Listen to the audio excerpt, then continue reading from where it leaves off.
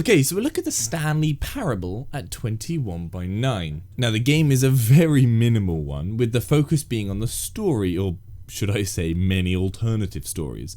And thankfully, like the stories, the technical side to the game is fantastic. The game natively supports 21:9 beautifully, with only 2 issues throughout. The gameplay and in-game menus support our ultra-wide view flawlessly. There is no HUD to speak of, so no worries of lacking support there. And for the in-game menus, the HUD simply shifts neatly to the left, leaving the blurred background to extend graciously across the remainder of the screen. And for the gameplay, the FOV setting allows for a greatly increased view into the weird world that is the Stanley Parable. Now for the 2 issues. Firstly, the main menu is a stretched background image, whilst still being live and still working, just everything in it is stretched from 16:9, but it's not really an issue, it's just a little bit annoying. And the main cutscenes are 16:9 with black bars, however the in-game cutscenes are 21:9, so you really actually only have that one 16:9 cutscene right at the start of the game, and so with the rest using the complete width of the screen, it's just lovely. It is a simple game technically, with little to go wrong, and I'm glad that little does go wrong for 21:9 users, allowing us to play the bafflingly strange game with lovely ease. Performance wise, I could maintain 95 FPS with everything ultra settings at 1440p, so you should have little issue running it.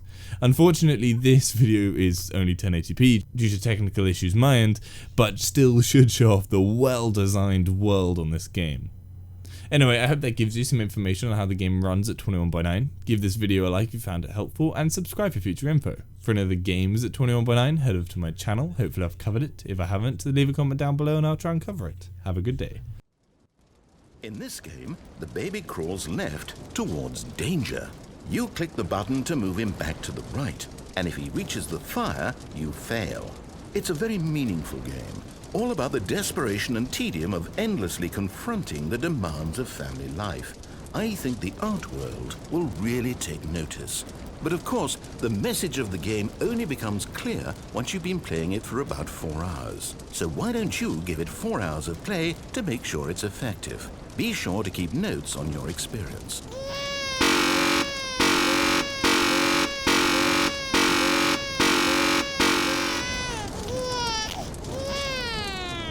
You heartless bastard, and began to gently float above the ground.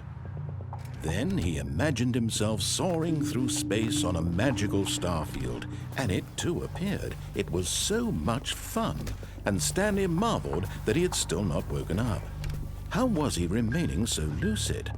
And then perhaps the strangest question of them all entered Stanley's head. One he was amazed he hadn't asked himself sooner.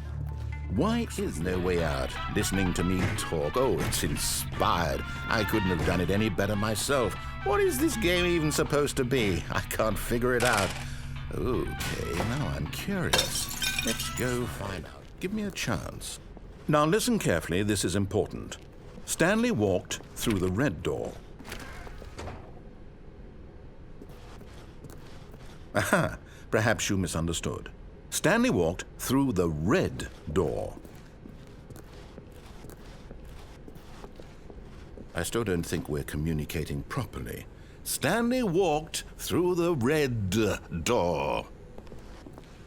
All right, fine, go ahead, Stanley.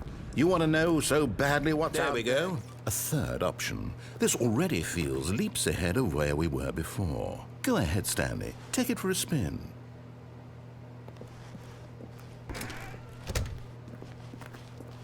Okay, I'm going to stop you there. Now, tell me about your experience with this new version.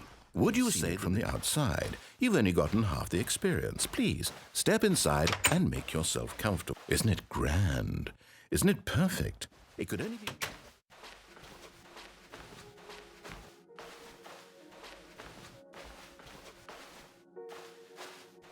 Oh my, it looks like it's going to get a bit dark. Have you brought a light? Single person here either. Feeling a wave of disbelief, Stanley decided to go up to his boss's office, hoping he might find an answer there.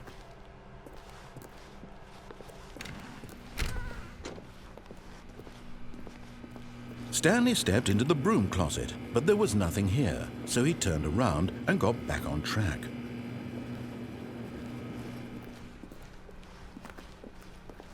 Coming to a staircase, Stanley walked upstairs to his boss's office.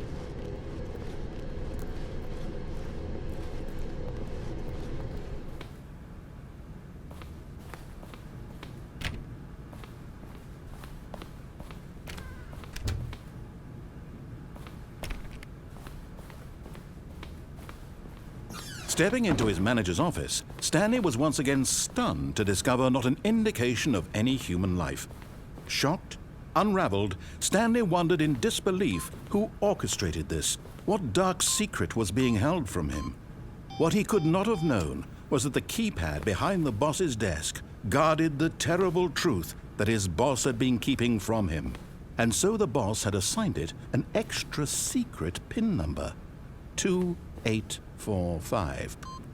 But of course, Stanley couldn't possibly have known this. Yet incredibly, by simply pushing random buttons on the keypad, Stanley happened to input the correct code by sheer luck. Amazing. He stepped into the newly opened passageway.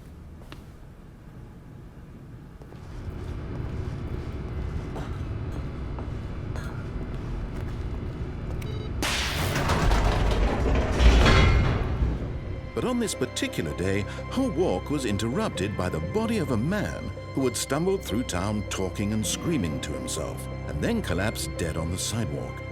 And although she would soon turn to go call for an ambulance, for just a few brief moments she considered the strange man. He was obviously crazy, this much she knew. Everyone knows what crazy people look like.